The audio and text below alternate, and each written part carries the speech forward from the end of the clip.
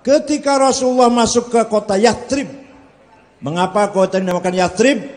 Karena yang membangun kota tersebut seorang bernama Yathrib bin Laud bin Amlik bin Sam bin Nuh.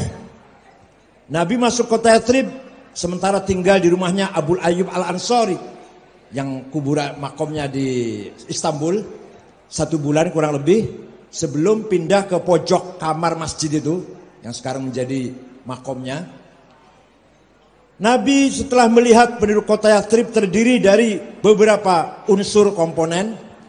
Ada muslim pendatang namanya muhajirin yang karakternya lil fuqara il muhajirin alladzina ukhriju min diyarihim wa amwalihim yabtaguna fadlan min Allah ridwana wa yansurullah rasulah ulaika humus shadiqun. Mereka yang tadinya kaya, yang tadinya punya kedudukan, pindah meninggalkan desanya, pindah ke kota Yathrib, malah menjadi fuqara. Yang dicari apa? Yabtaguna fadlan minallah wa ridwana wa yansurullah rasulah.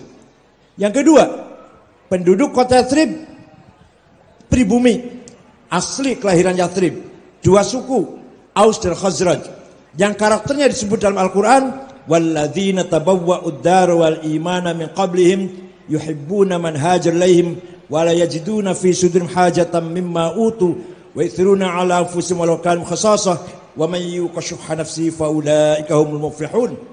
Orang-orang yang telah menyiapkan segalanya, fasilitas, mental, kesiapan untuk menyambut kedatangan para migran muhajirin dengan tulus ikhlas, tidak punya kepentingan apa-apa. Itu namanya Ansor.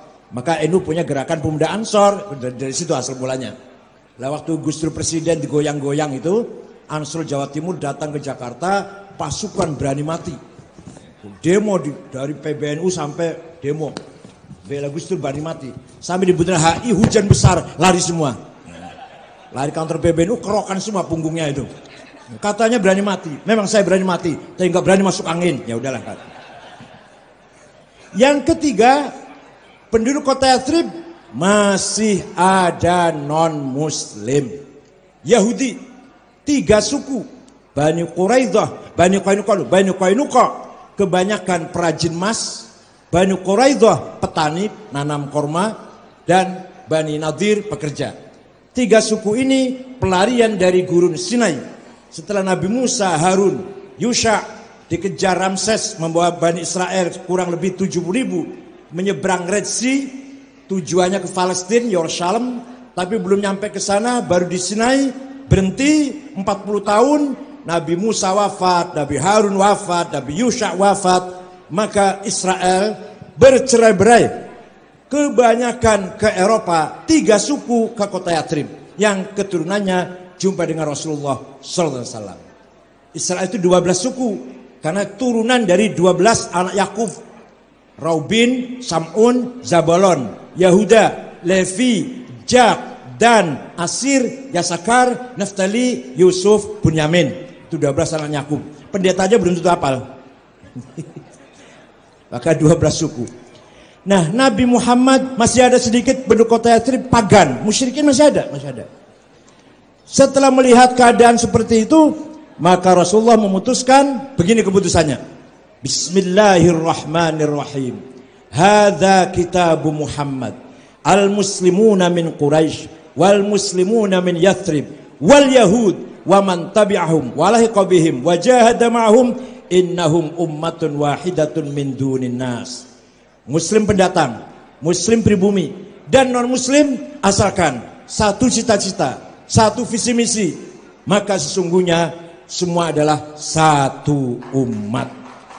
Oleh karena itu, Nabi Muhammad tidak pernah memproklamirkan berdirinya negara Islam, konstitusi berdasar agama, dan tidak pernah memproklamirkan negara berdasarkan suku, negara Arab misalkan, atau negara Islam. Enggak, negara Madinah, negara civilized, yang hukum dan keadilan, hukum dan kewajiban diberlakukan sama, tidak pandang bulu. Sering Nabi pasti khutbah kedua menyampaikan wala udwana illa 'alal zalimin, tidak boleh ada permusuhan kecuali terhadap yang melanggar hukum. Semua sama. Maka sistem yang berlaku di ketiga itu namanya muwatonah, citizenship. Banyak contoh-contoh, banyak lah. Yang penting suatu ketika ini yang paling penting contohnya. Ada seorang sahabat namanya Hasin al-Khazraji. Sod ya, Hasin Sod. Kalau sin nanti Husain bacanya. Al-Hasin al-Khazraji punya anak tidak mau masuk Islam.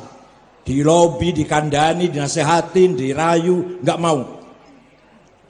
Rupanya habis sabarnya, ayah mengancam, saya bunuh kamu kalau nggak masuk Islam. Begitu ada seorang ayah ngancam anak karena ingin masuk agama Islam, turun ayat Quran, la ikraha fiddin.